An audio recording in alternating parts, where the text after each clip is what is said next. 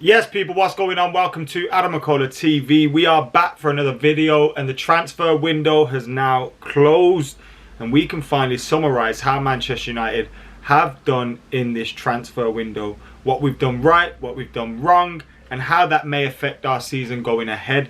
So throughout this video, as I go through all those things we've just mentioned, get your thoughts in the comments below. Make sure you're liking this video as well, subscribing to the channel too, and sharing if you can to help the channel grow, and hopefully we can hit 120k subs very soon. Thank you to all the new subscribers that have come across as well, and of course to all you old ones. And if you haven't already seen, before we get stuck into this, you guys should know that we have a podcast, a new podcast. I say we, it's me and Rory. It's the McKola and Rory podcast. It's been out for 3 weeks now, so there's 3 episodes up on Spotify, iTunes, Audio Boom, Deezer, Amazon, wherever you get your usual podcast from, it's there.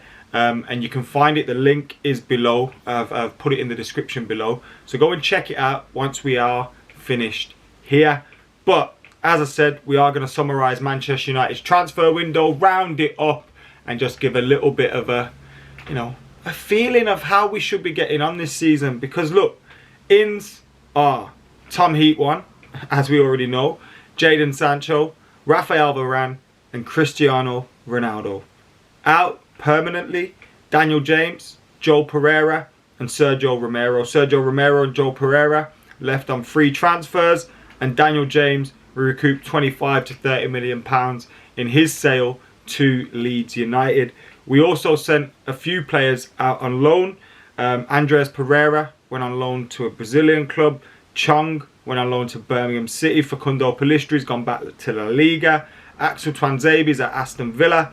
And Williams is at Norwich. So some good opportunities for some of those players. Chong, Pellistri, Axel, Brandon Williams, to get some experience and hopefully develop and continue in the right direction.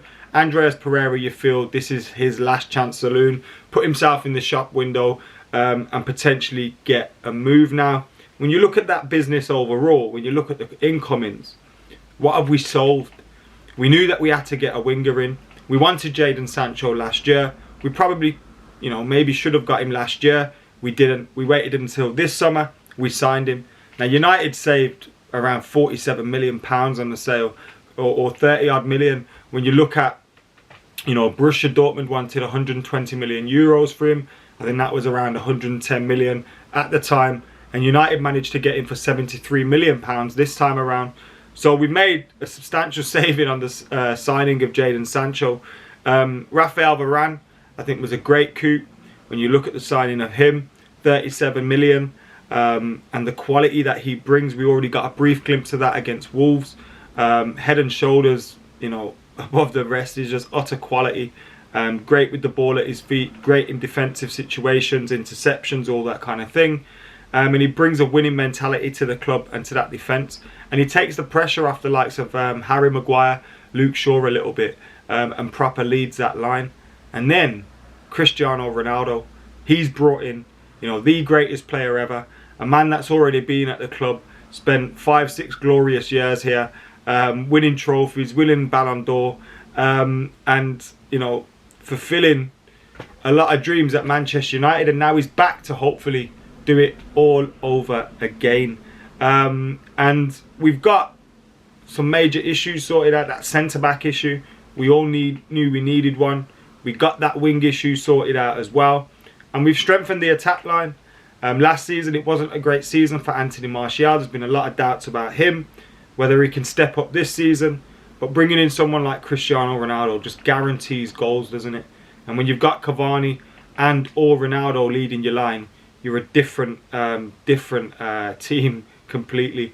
And Cristiano Ronaldo being up top for Man United, what that will do for the dressing room, in training, going into games, it makes everyone believe that they should be winning, that we can win. Because we've always thought we should be winning, but now they're looking around and thinking, we've also got Cristiano Ronaldo, we can beat anybody. And I think that will be a big lift for a lot of players. A lot of players in that dressing room. Obviously it brings pressures as well, and it will bring pressures to the manager, but it will only bring more positives than any potential negatives, and I don't think there are many. Now, obviously, we didn't solve a couple of other issues. We knew Ole Gunnar Solskjaer was looking at a holding midfielder. We were linked with a number of midfielders. Saul, the interest seemed to have died early on in the summer. Ruben Neves, the interest never really seemed to get going. Eduardo Camavinga ended up at Real Madrid, and that one was, something that was out of United's hands. We had attempted to get him, but he clearly wanted to join Real Madrid, and he ended up doing that. And we were also linked with the likes of Declan Rice too. Now, maybe the price on Declan Rice has meant United haven't gone in for him this year, and just like Jadon Sancho, they'll wait until next year. But when you look at the options that we have in there and the performance that Fred put in against Wolves, McTominay's injury at the moment, but even him, he's not a natural six. Matic, who is a natural six, but he's not good enough anymore. When you look at that, obviously that is a concern. Oli also wanted backup to Aaron Wan-Bissaka in Kieran Trippier, or some competition for him. And it was really good to see Raphael Varane getting into Aaron Wan-Bissaka, talking to him through the game as well, and he can only be good. We talk about Ronaldo's impact on the forward line and on everyone at the club, but Raphael Varane, I think, will have a similar impact in that defence, and with the likes of Wan-Bissaka, Luke Shaw, Harry Maguire, etc. So Varane being added in there is fantastic, but we know Oli wanted that holding midfielder, that backup maybe as well. And there was a few others that should have left. If you look at Phil Jones, still at the club, previously mentioned Nemanja Matic, Jesse Lingard as well. There were players there that could have made way for that holding midfielder and or that fullback to come in. Now, I'm happy with Diogo Dalot potentially challenging Aaron Wan-Bissaka for his spot. I think he offers us something going forward that Wan-Bissaka doesn't. But the midfield position was a key one, and ultimately we haven't strengthened in that area. Now, that is a concern, but we still have a very strong squad, and rarely do you see a perfect team. Like, if you look around the Premier League, Chelsea, they missed out on Koundé. A lot of fans may be concerned from that in terms of Chelsea fans. Manchester City missed out on Kane, Ronaldo, Messi. They would say, we haven't got a striker leading the line, we need a striker. So no team is perfect. Liverpool didn't do much business, if any. And last season, Manchester United finished second. And I think Chelsea have improved massively. But Manchester City, adding Jack Grealish, it's an improvement to what they had maybe. But is it much different to what they already had? Liverpool, yes, they've got Van Dijk back, but they also lost a few players with Wijnaldum, etc. Haven't really replaced them. You're relying on the young lad Harvey Elliott to come through and make a real difference. Obviously, they've still got great players in their team, but they haven't improved much either. So when you're looking around, you're thinking United have improved massively.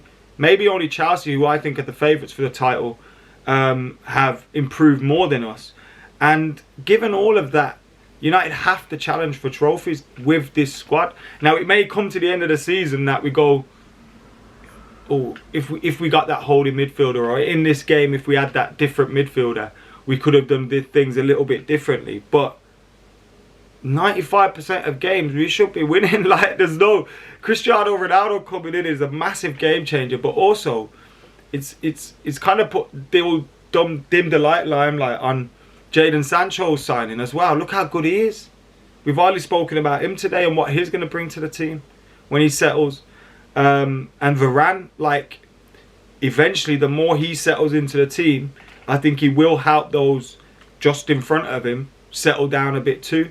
And if you have a more steadier back line, maybe that holding midfield position isn't as glaring a problem as some of us are expecting it to. But I do think, like, yes, as a Man United fan, I wanted to see us get a holding midfielder. I've been talking about it for 18 months.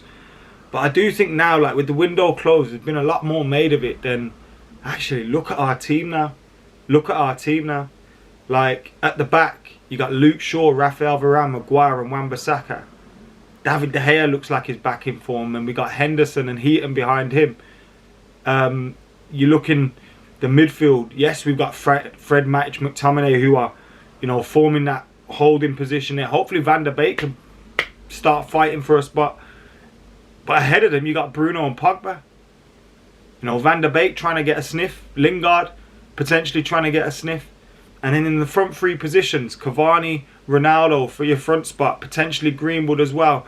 On the right, you can play Sancho or Greenwood. On the left, you can play Martial or Rashford.